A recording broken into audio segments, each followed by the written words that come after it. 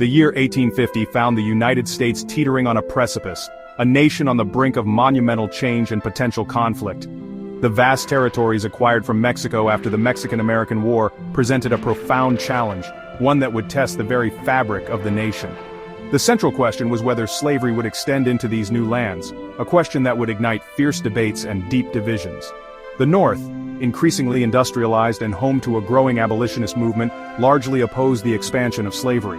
They saw it as a moral and economic threat. They feared the slave power, a perceived conspiracy of Southern slaveholders to dominate the federal government and extend their influence. The South viewed the new territories as an opportunity, a chance to expand their agricultural economy and political power.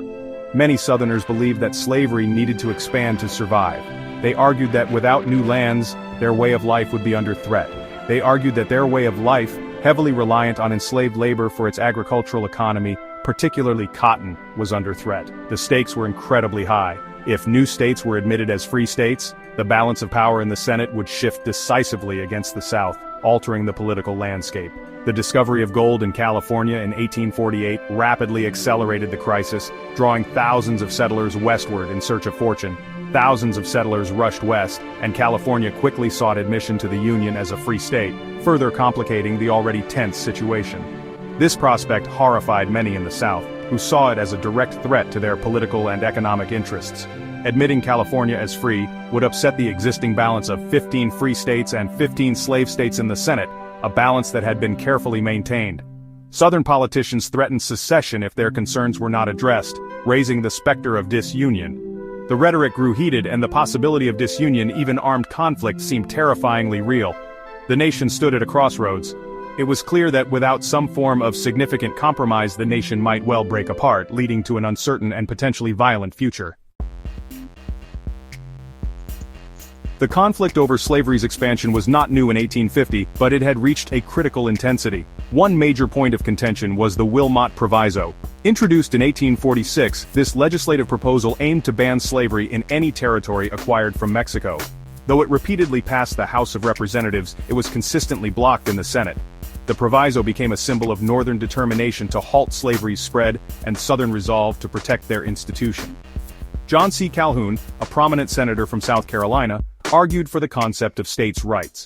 He asserted that the territories were common property of all states, and that Congress had no constitutional authority to prohibit citizens from taking their property, including enslaved people, into these areas. Beyond the territorial question, other issues inflamed sectional tensions.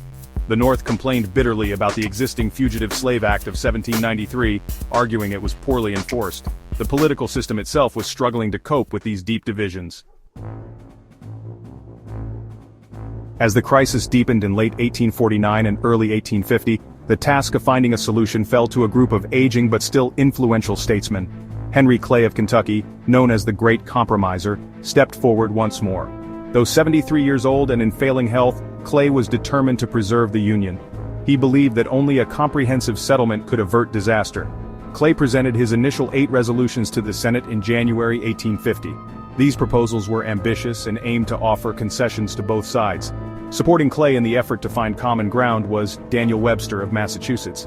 However, the path to compromise was fraught with obstacles. The most formidable opponent of Clay's omnibus bill was John C. Calhoun of South Carolina. Section 4. Forging the 5 Bills. The compromise emerges. Henry Clay's initial strategy of passing his proposals as a single omnibus bill faced significant opposition in Congress.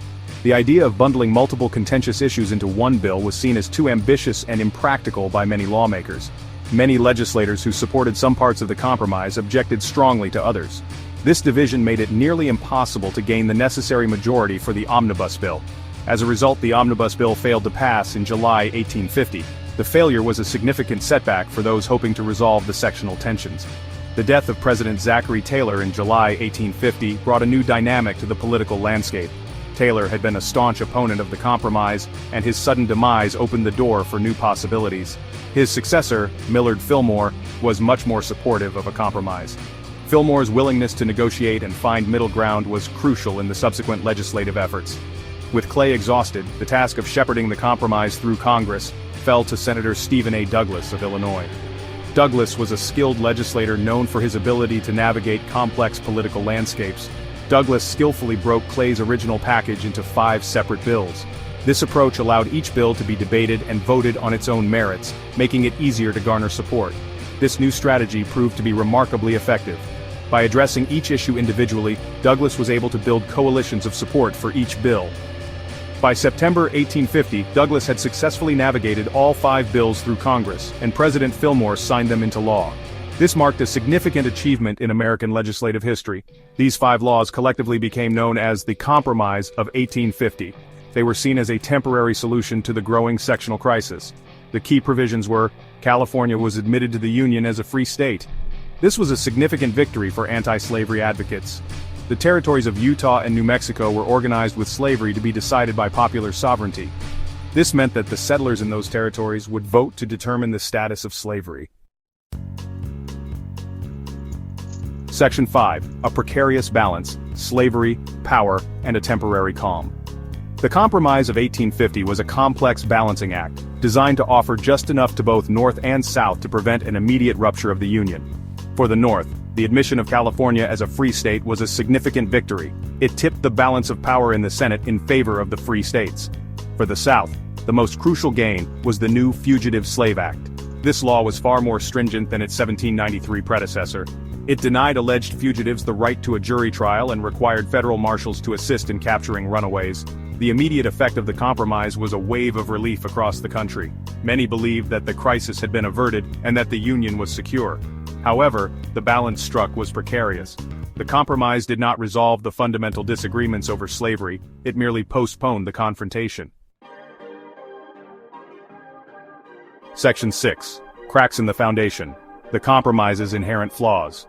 Despite the initial celebrations, the Compromise of 1850 contained inherent flaws that ensured its peacemaking effects would be short-lived and ultimately ineffective. The most contentious part of the agreement was the new Fugitive Slave Act, which caused significant tension. While intended to appease the South, it provoked outrage and anger in the North. The law's harsh provisions were seen by many Northerners as a profound moral injustice and an affront to their values. This led to widespread resistance and open defiance in many Northern communities, further deepening the divide. The act radicalized many Northerners who had previously been indifferent to the abolitionist cause, igniting a stronger movement. Section 7. The unavoidable storm, from truce to war. The temporary peace brought about by the Compromise of 1850 began to unravel within a few short years. The political landscape was shifting, and the tensions that had been temporarily suppressed started to resurface with renewed vigor. The enforcement of the Fugitive Slave Act continued to be a major point of friction.